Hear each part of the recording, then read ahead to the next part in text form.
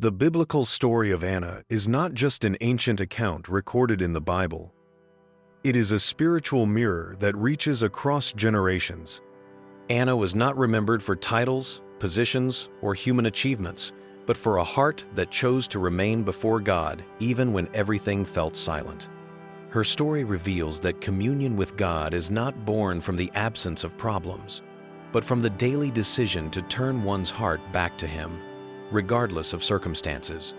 Throughout her journey, Anna teaches us that life with God is not made up only of answered prayers, but of processes that transform us. The Bible shows a woman who began crushed by pain and ended strengthened by faith. This reveals an essential principle of the biblical story. Those who learn to walk with God in the secret place find meaning even before the answer arrives. Turning the heart back to God, as Anna did, means choosing to trust when we do not understand, to pray when words fail, and to obey even when it costs us.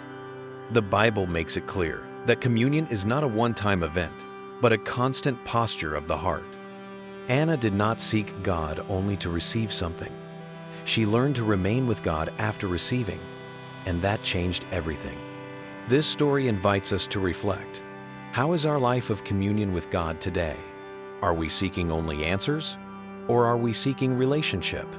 The biblical story of Anna reminds us that God does not desire only to answer prayers, but to shape hearts. When the heart turns back to God, life finds alignment, peace, and purpose. If this journey through the Bible touched you in any way, do not let this learning stop here.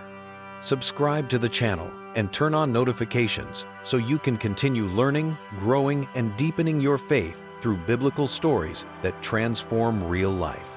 Walking with God is a process, and no one needs to do it alone. Now I want to hear from you. Which lesson from Anna's story inspired or impressed you the most?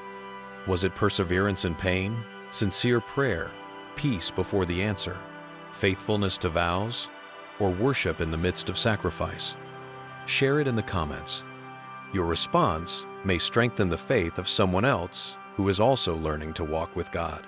The biblical story of Anna begins in an uncomfortable place, silent pain. The Bible presents a woman living in a culture where fertility defined value, identity, and respect. Not bearing children was not just a personal frustration, it was a social sentence. Anna carried this weight year after year, being seen, compared, and diminished. Even so, the narrative makes it clear that although she was ignored by people, she was never beyond the reach of God's gaze. The first lesson we learn from Anna is that God sees and knows our deepest pain, even when no one else notices it. The Bible does not say that God explained to Anna the reason for her barrenness, but it affirms that He was attentive to her affliction. In the biblical story, God's silence does not mean abandonment, but invisible action. This challenges the idea that lack of answers means lack of care. Anna faced ongoing pain, not a one-time problem. Each yearly journey to the temple renewed both her hope and her wound. The Bible shows that her sorrow was not superficial. She wept, fasted, and lost her appetite. This reveals that God is not offended by the intensity of human pain.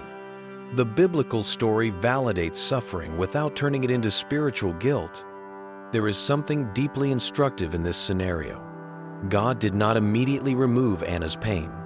He allowed the process to shape something within her before producing something through her. The Bible subtly teaches that some forms of barrenness are not punishments, but environments of formation. In the biblical story, God works internally before changing external circumstances. The second lesson we learn from Anna is that we must not allow the bitterness of others to steal our peace. The Bible clearly states that Peninnah intentionally provoked Anna year after year. This was not an isolated remark, but a persistent pattern of humiliation. The biblical story reveals that wounded people often try to wound others in order to feel superior. Even so, Anna did not respond in the same way. The Bible records no revenge, confrontation, or harsh words coming from her. Her silence was not weakness, but a deliberate choice. The biblical story teaches that spiritual maturity is not reacting to everything, but deciding where to place the weight of one's pain. Anna brought her affliction to God, not to her attackers. There is a powerful contrast here. Peninnah had children, but no peace. Anna had no children, yet she sought God. The Bible shows that provoking others may bring temporary satisfaction, but it never produces fulfillment. The biblical story points out that peace does not come from winning human disputes, but from entrusting the heart to God.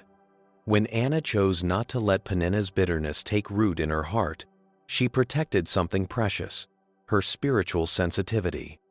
The Bible frequently warns about the dangers of bitterness, and Anna becomes a living example of this truth. The biblical story reveals that those who guard their hearts remain able to hear God. These two lessons walk together.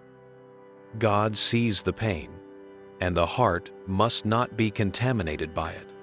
Anna was still suffering, still waiting, still weeping, but she was being prepared for something greater. The Bible indicates that the next step in this journey will not be external, but internal, leading Anna into a prayer so intense that it will completely change the course of the biblical story. The biblical story of Anna moves forward to a decisive moment when she transforms pain into prayer. The Bible describes a moment in which suffering ceases to be silent and is poured out before God. Anna does not pray out of habit or religious formality, but out of absolute necessity. Her soul was exhausted from carrying alone what only God could sustain. The third lesson we learn from Anna is that God receives our honest and desperate prayers. The Bible shows that her prayer was so intense that Eli misjudged her. This reveals that true prayer will not always be beautiful or understood. In the biblical story, God does not reject tears, nor withdraw from confused emotions. He draws near to them. Anna did not try to organize her feelings before praying. She spoke to God exactly as she was, wounded, exhausted, and broken. The Bible does not record polished words, but an exposed heart. The biblical story teaches that authenticity carries more weight than spiritual eloquence. God is not impressed by speeches, but He responds to truth in the heart. There is an important shift in perspective here. Many believe they must be emotionally strong to approach God. Anna shows the opposite. It is precisely in weakness that prayer becomes most real. The Bible legitimizes prayer that groans, weeps, and persists. In the biblical story, faith is not the absence of pain, but the decision to seek God in spite of it. The fourth lesson we learn from Anna is that we should pray specifically and be willing to commit. The Bible reveals that she did not merely ask for a child, she made a clear and conscious vow. Anna knew exactly what she wanted, and also knew what she would do with the answer. The biblical story shows that mature faith involves responsibility. Anna understood that blessings are not private property, but divine trust. By promising to give the child back to the Lord, she acknowledged that everything belongs to God. The Bible confronts the mindset of asking without the intention of consecrating.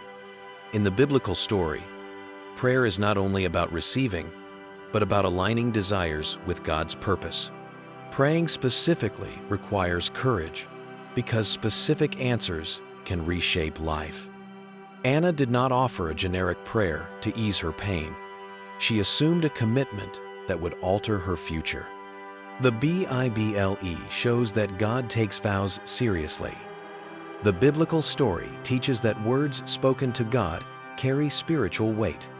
There is also a silent principle in this attitude. Anna did not try to control the outcome after praying. She delivered the request and the commitment in the same act. The Bible reveals that when prayer involves true surrender, it produces inner change even before external answers. The biblical story points out that this kind of prayer prepares the heart to trust. This meeting between honesty and commitment marked a turning point in Anna's journey. Something deep was sealed in that moment, even though no one around seemed to notice. The Bible indicates that from then on, transformation would begin from the inside out. And it is precisely at this point that new challenges emerge, judgments and misunderstandings along the path of faith.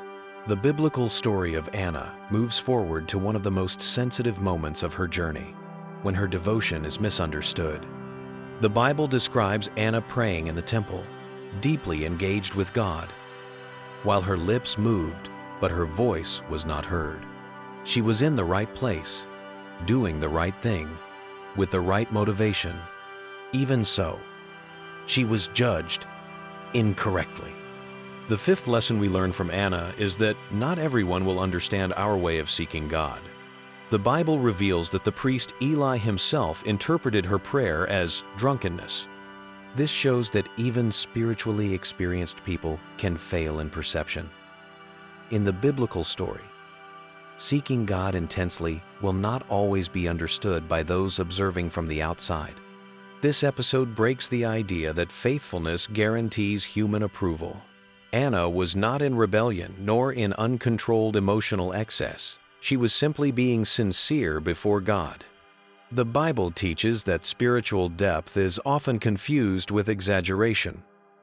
The biblical story warns that human validation is not a reliable measure of spiritual authenticity.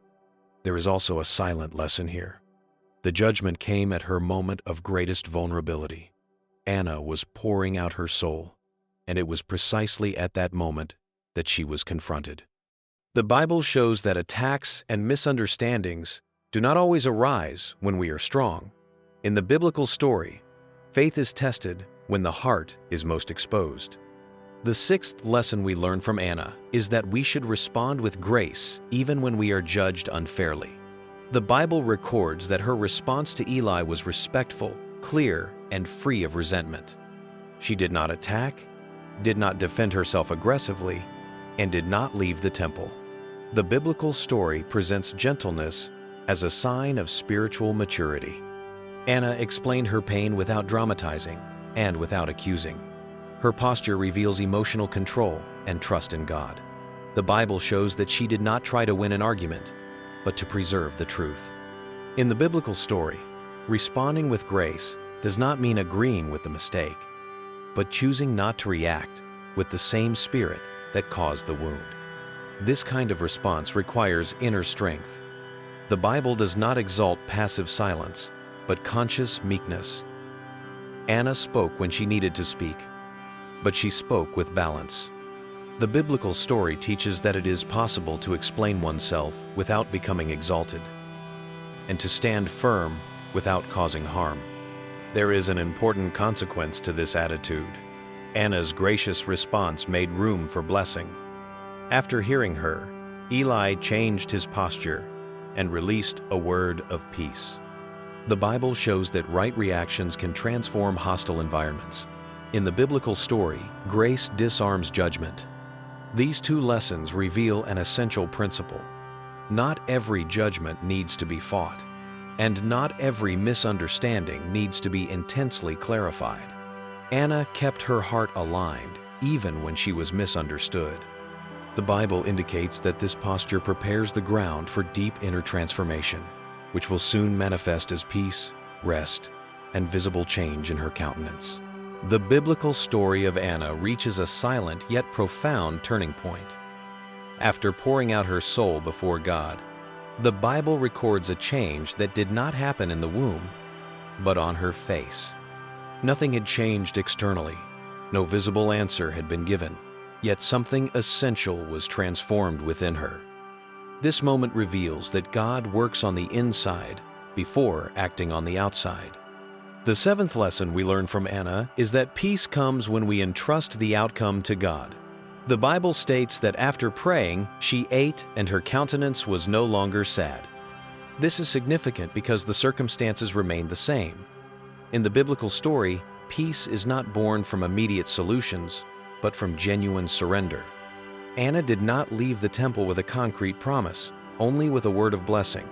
Even so, it was enough to change her posture. The Bible teaches that trusting is not seeing, but resting. The biblical story shows that those who release control to God stop living as prisoners of anxiety. This peace was not denial of pain, but a decision to trust. Anna did not pretend the problem had disappeared. She simply stopped carrying it alone. The Bible reveals that mature faith knows how to distinguish worry from responsibility. In the biblical story, trusting God does not remove the waiting, but transforms the way we wait. The eighth lesson we learn from Anna is that we should live normally while waiting for the miracle. The Bible says that she returned home, resumed her routine, and continued her life. This reveals a practical, balanced, and healthy faith. In the biblical story, waiting on God does not mean putting one's existence on hold. Anna did not place her life on pause until God responded. She continued living, relating, and being faithful in the present. The Bible teaches that God acts at the right time, but expects faithfulness in the now. The biblical story challenges the idea that progress is only possible after the miracle. This behavior reveals spiritual maturity. Anna did not try to speed up the process or control the outcome. The Bible shows that at the appointed time, God remembered her. In the biblical story, the miracle happens while life continues to be lived with responsibility and faith. There is a precious balance here. Anna fully trusted God, yet did not abandon her responsibilities. The Bible presents a faith that is neither passive nor anxious. The biblical story teaches that living normally while waiting is a quiet yet powerful form of worship. This inner transformation prepared Anna for something even more challenging than waiting for a miracle, dealing with God's response and the weight of the commitments made.